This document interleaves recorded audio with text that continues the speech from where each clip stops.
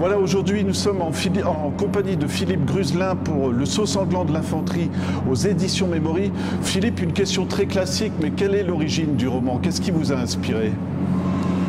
Ce qui m'a inspiré particulièrement dans ce roman, c'était de parler d'une division qui avait été longtemps oubliée dans l'histoire d'après-guerre, à savoir la 28e division d'infanterie. Cette division, c'est celle qui a libéré le sud de la Belgique et après de durs combats dans la fin de Hurgund en novembre 1944, octobre-novembre 1944, elle a été envoyée au repos Luxembourg. Cette division, malheureusement pour elle, se trouvait en plein dans le secteur qui allait être enfoncé dès les premiers temps par l'offensive allemande au début de la bataille des Ardennes. Le 16 décembre 1944, à 5h30 du matin, les soldats étaient particulièrement surpris. Et bien qu'ils étaient en infériorité numérique, ils ont retenu l'avancée de l'armée allemande. Quand l'état-major allié a pris conscience de l'importance de l'offensive, ils ont décidé d'envoyer des renforts. Ces renforts, c'était 2 divisions aéroportées, la 101e et la 82e, qui se trouvaient dans la région de Reims. Il fallait donc le temps d'arriver. Et on a dit à la 28e division de tenir sur place, coûte que coûte, jusqu'au dernier homme s'il le fallait pour que les renforts puissent arriver. Donc eux, en particulier, le 110e régiment qui était sur le secteur qui menait à Bastogne, qui ont ralenti l'avancée allemande. S'ils n'avaient pas résisté, eh bien, la 101e division aéroportée ne serait pas arrivée à temps à Bastogne et ça aurait pu changer le cours de la bataille des Ardennes. Voilà. Et ce que je me disais, c'est justement de mêler des faits réels à une fiction. Est-ce que ça a été facile? Comment vous avez créé l'intrigue, on va dire? C'est-à-dire, il y a eu 2 aspects. Donc, bien sûr, l'aspect réel, le déroulement de la bataille. Et j'ai également voulu montrer la vie quotidienne des soldats américains au front. Donc, j'ai essayé de mettre ces deux aspects. Alors, pour la partie réalité, je suis allé plusieurs fois avec mon fils Robin dans le secteur où a combattu la 28e division, de façon à bien m'imprégner des décors pour pouvoir bien les retranscrire. Ensuite, je me suis basé sur différents récits historiques et la difficulté principale a été d'être cohérent par rapport aux événements, notamment au niveau du climat. Donc, je ne pouvais pas expliquer, je ne pouvais pas dire, par exemple, qu'il neigeait le 16 décembre à Bastogne, alors que la neige n'est arrivée que plusieurs jours plus tard. Donc, j'ai dû vraiment jongler avec tous ces éléments pour être le plus proche possible de la réalité.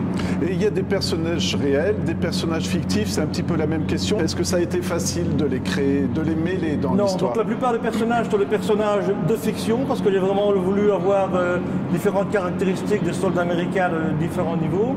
Oui. Et ils évoluent au milieu de personnages réels. On parle bien sûr du général Makoulif et beaucoup du général Cotta qui commande la division. Et là, j'ai la chance d'être en contact avec le petit-fils du général Cotta, qui m'a donné beaucoup d'informations sur son grand-père, et notamment sur des choses que lui avait confiées après la guerre dans des discussions en famille. Et notamment le général Cotta expliquait que c'était très difficile pour lui parce qu'il entendait les appels de ses commandants de bataillon, commandants de régiment, qui demandaient à pouvoir se replier sur d'autres positions. Il aurait bien voulu accorder cette autorisation, mais il ne pouvait pas. Donc il a dû refuser et il a dit que ça lui a poursuivi longtemps, mais la mission était telle qu'il fallait faire des sacrifices pour que la ville de Bastogne, notamment, puisse être sauvée. Voilà. Ce que j'ai trouvé intéressant aussi, c'est que vous intéressez à l'humain. Il y a les soldats qui sont acquéris, qui ont fait le débarquement, et il y a les nouvelles recrues. Et je trouve que c'est intéressant de montrer comment ils n'étaient pas méprisés, mais on les utilisait. Il y a toujours la négociation pour un imperméable ou des choses comme ça, par exemple. Tout à fait, c'est ce qui se passait réellement. Donc, notamment quand la division a été mise au repos au Luxembourg avant le début de la bataille des Ardennes, ils ont incorporé des remplaçants pour combler les trous. Et d'abord, ces remplaçants, ils ont eu beaucoup de mal à s'intégrer parce qu'ils arrivaient dans des groupes d'anciens, des groupes qui étaient déjà constitués. Et les anciens qui étaient sur place, notamment, avaient une certaine forme de jalousie parce qu'ils voyaient ces remplaçants qui arrivaient avec des tenues nouvellement adoptées par l'armée américaine, notamment la veste M43 qui était beaucoup plus confortable et beaucoup plus chaud que le blouson M41 que portaient les soldats, les vétérans de la 28e division. Voilà.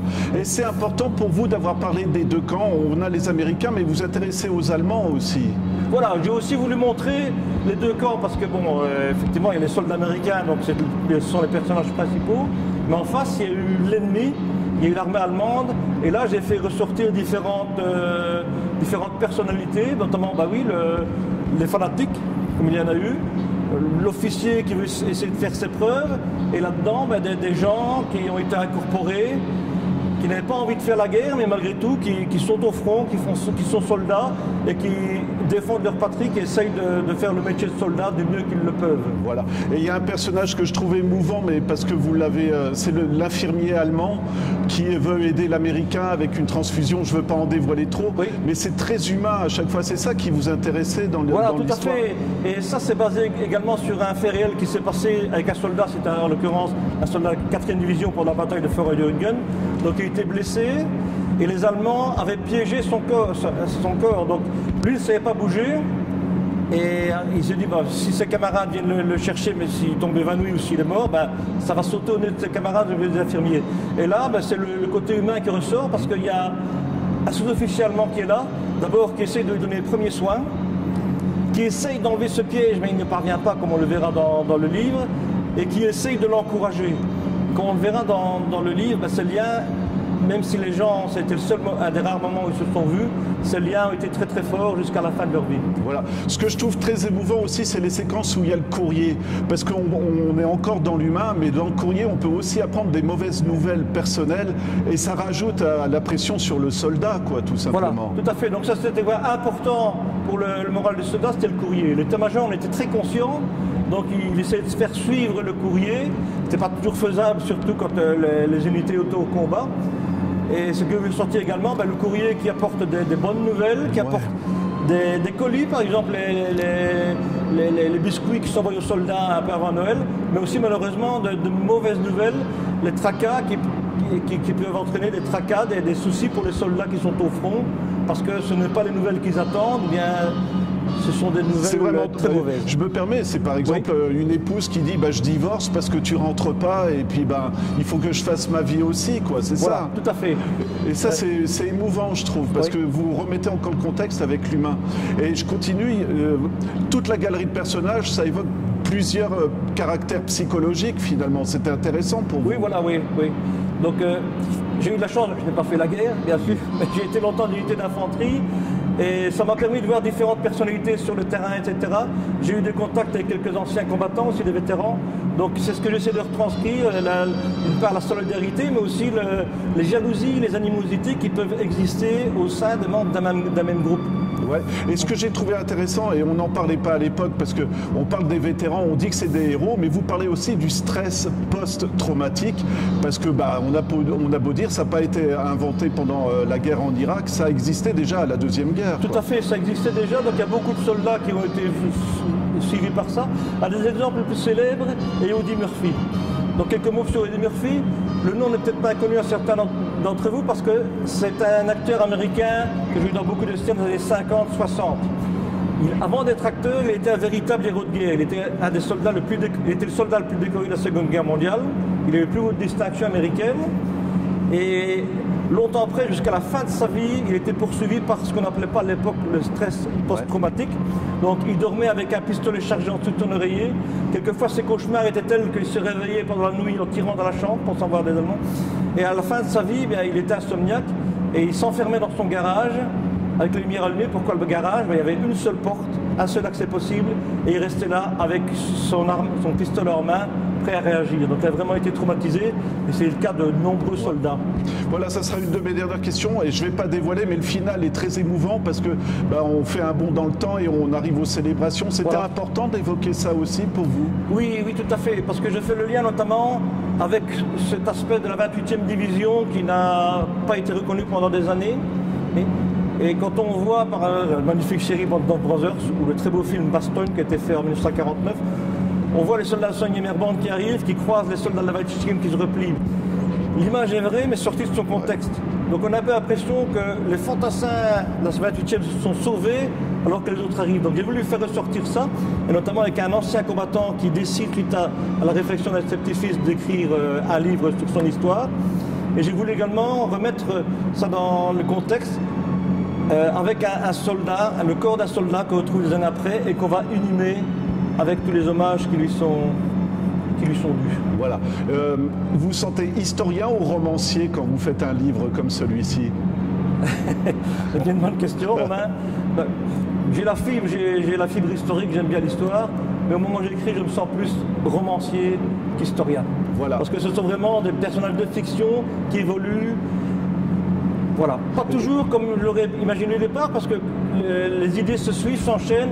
Il y a des personnages auxquels je ne pensais pas qui sont apparus pendant la rédaction de mon récit. Et ça, justement, vous vous y êtes attaché à certains personnages. Vous avez eu du mal à leur dire au revoir ou Oui, pas? effectivement. C'est un point très difficile. Et notamment au début, je fais intervenir un personnage simplement qui devait être là pour faire le lien par rapport aux deux premiers soldats qui parlaient et qui arrivaient dans l'histoire. Et finalement, ce personnage, il a pris une importance très grande au fil du récit. Et ça m'est devenu un des personnages les plus sympathiques avec quelques autres. Et c'est vrai qu'une fois que ça a été terminé, ils m'ont manqué. Ils m'ont manqué, et voilà. Voilà. Je terminerai juste par une remarque. Vous teniez à rendre un hommage aussi, on va dire, pour ce livre. Je vous laisse vous dire lequel. Oui, je voulais rendre un hommage à mon fils Robin, qui malheureusement nous a quittés. Et c'est grâce à lui que j'ai pu écrire ce bouquin, parce qu'il a fait beaucoup de recherches sur la 28e division. C'est lui qui a mis en contact le petit-fils du général Cotta. Et lui et moi sommes allés plusieurs fois, je dirais même très souvent, sur le terrain pour voir, comme je l'ai dit, le secteur de façon à pouvoir le décrire. Et malheureusement, il n'a pas pu profiter de ce livre avant de nous quitter. Donc ce livre lui est dédié. Voilà. C'est pour toi, Robin. Voilà. Je rappelle donc le titre du roman, c'est Philippe Gruzelin, Le sceau sanglant de l'infanterie aux éditions Memory. Moi qui m'intéresse, mais de loin, aux faits de guerre, je tiens à dire que c'est déjà un roman de romancier, que vous avez fait une intrigue magnifique et des personnages attachants. Merci. Et je voulais juste vous le dire parce qu'il n'y a pas que l'aspect historique, pour moi il y a aussi l'aspect humain et je sais que c'était important pour vous. Ça. Merci beaucoup, Romain. Merci d'avoir accueilli dans ton émission.